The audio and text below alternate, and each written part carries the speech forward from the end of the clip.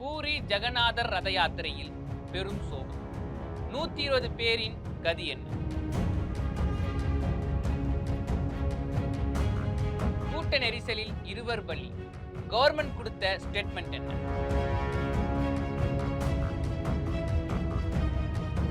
நாட்டையே உலுக்கிய பெரும் துயரம். நடந்தது என்ன? விரிவாக பார்க்கலாம் வாங்க.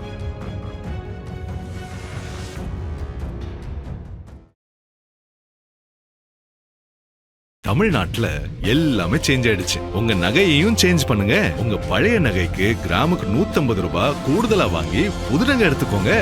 அதே கம்மி சேதாரம் தான் உங்க லலிதால மட்டும்தான். ஆச்சி மசாலா. எந்த சமையலும் ருசி தேடும் ரகசியம் 20 ரூபாய். ஹாய் வச்சுக்கோங்களேன், இங்க பல மதங்கள் பல கலாச்சாரங்கள் இருக்கு. அப்படி பார்க்கும்போது இங்க ஃபெஸ்டிவல்ஸ்னு பார்த்தீங்கன்னு வச்சுக்கலாம், அதுவும் அதிகமா இருக்கு. முக்கியமா சொல்லப்போனால் அந்த வட இந்தியா தென் இந்தியா 2 இந்தியாவிலையும் ஃபெஸ்டிவலுக்கு ரொம்ப புகழ்பெற்ற மாநிலங்கள் பல இருக்கு. அப்படி பார்க்கும்போது தான் ஒடிஷா மாநிலத்துல ஜெகன் பூரிநாதர் தேரோட்டம் இந்த ஒரு ஃபெஸ்டிவல் உலகம் முழுக்க ஃபேமஸான ஒரு ஃபெஸ்டிவல். கிட்டத்தட்ட இந்த ஒரு ஃபெஸ்டிவல்ல மட்டுமே 10 இருந்து 15 லட்சம் மக்கள் கலந்துப்பாங்க. ஏன்னா இங்க இருக்க அந்த கலாச்சாரமும் சரி, அதை பண்ற ஒவ்வொரு விஷயமும் சரி ரொம்ப யூனிக்கா இருக்கும். இப்போ மற்ற ஊர்ல நீங்க தேரோட்டம் எடுத்துனீங்கன்னா, தேரோட்டம் அதாவது தேரை தயாரிக்கிறதுக்கு பல இரும்பு சார்ந்த பொருட்கள் யூஸ் பண்ணுவாங்க. ஆனா பூரி ஜெகநாதர் கோயில யூஸ் பண்ற தேர் முழுக்க முழுக்க மரச்சாமான்களை வச்சு மட்டுமே செய்யக்கூடியது. இப்படி ஒவ்வொரு விஷயத்தையும் அடுக்கடுக்க யூனிக்கா சொல்லிட்டு போலாம். அந்த தேரோட்டத்துல முக்கியமா ஒடிஷா மாநில பூரின்ற இடத்துல இந்த தேரோட்டம் நடக்கும். சரி, இந்த தேரோட்டத்துல இன்னொரு ஸ்பெஷல் இருக்கு. என்னன்னா ஆன்மீக ரீதியாக ஒரு கதை சொல்றாங்க. என்னன்னா இங்க கிருஷ்ண பரமாத்மா ஆடி மாசம் அந்த 9 நாட்களுக்கு பாத்தீங்களா, அந்த 9 நாள்ல தன்னோட அண்ணன் பலராமனுக்கு கூட சேர்ந்து குண்டிச்சா அப்படின்ற ஒரு கோயிலுக்கு போவாரு. இந்த கோயிலுக்கு போறதுதான் ஆன்மீக ரீதியா ஜெகன் பூரிநாதர் தேரோட்டம் அப்படின்னு சொல்றாங்க அப்படின்னு ஆன்மீக ரீதியாக கதைகள் சொல்றாங்க.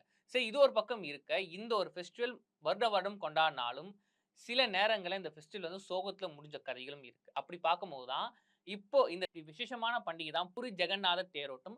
ஆனா இப்போ இந்த தேரோட்டத்துல 2 பேர் உயிரிழந்திருக்காங்க அப்படின்ற செய்தியை ஒடிஷா கவர்மெண்ட் அறிவிச்சிருக்காங்க.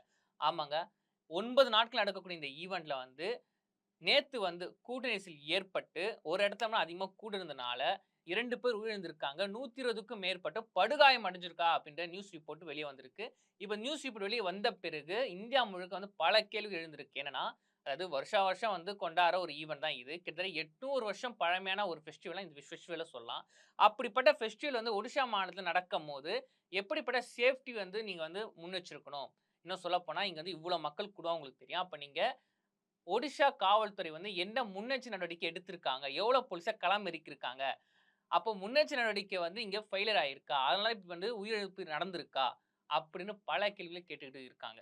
இது ஒரு பக்கம் இருக்க. ஒடிஷா கவர்மெண்ட் என்ன சொல்றாங்கன்னா, இது யாருமே எதிர்பார்க்காத நடந்த ஒரு கூட்ட நெரிசல் தான் சொல்லி ஆகணும். இது ஆல்ரெடி எல்லா நடவடிக்கையும் ஒடிஷா கவர்மெண்ட் சைட்ல இருந்து எல்லாமே நாங்க பண்ணி வச்சிருந்தோம்.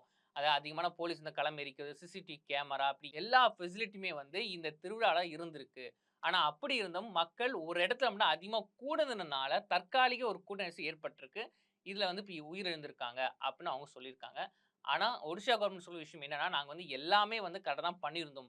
பண்ணியிருந்து இப்படி நடந்திருக்கு அப்படின்னு சொல்றாங்க. எப்பவுமே இந்த கூட்ட நெரிசல் நீங்க எடுத்துன்னு வச்சீங்கன்னா, அதிகமா இந்த மாதிரி திருவிழாக்கள் போன்ற விஷயத்துல கூட்ட நெரிசல் பேர்ல உயிரிழப்புகள் கொஞ்சம் அதிகமாகுமே. அப்படி பார்க்கும்போது ஒடிஷால நடக்கிற இந்த ஈவெண்ட்ல இன்னும் கவர்மெண்ட் முன்னெச்சரிக்கை எடுத்திருந்தா இப்படிப்பட்ட ஒரு பிரச்சனை வந்திருக்காதோ அப்படின்னு மக்கள் ரீதியா கேள்வி கேட்கிறாங்க. இன்றைய கிங் வைரல் செய்திகளை வழங்குவோர் அதிக மசாலா அதிக சுவை. இது நம்ம ஆச்சி மசாலா. உங்க பழைய தங்க நகைகளை எக்ஸ்சேஞ்ச் பண்ணிட்டு கிராமுக்கு கூடுதல் பணம் பெறுங்க. இது நம்ம லலிதால மட்டும். சிட்டாசிஸ் 4.0 அணிகளாய் திரள்வோம், அமைப்பாய் உயர்வோம். தமிழ்நாட்டுல எல்லாமே சேஞ்ச் ஆயிடுச்சு. உங்க நகையையும் சேஞ்ச் பண்ணுங்க. உங்க பழைய நகைக்கு கிராமுக்கு 150 ரூபாய் கூடுதலா வாங்கி புது நகை எடுத்துக்கோங்க.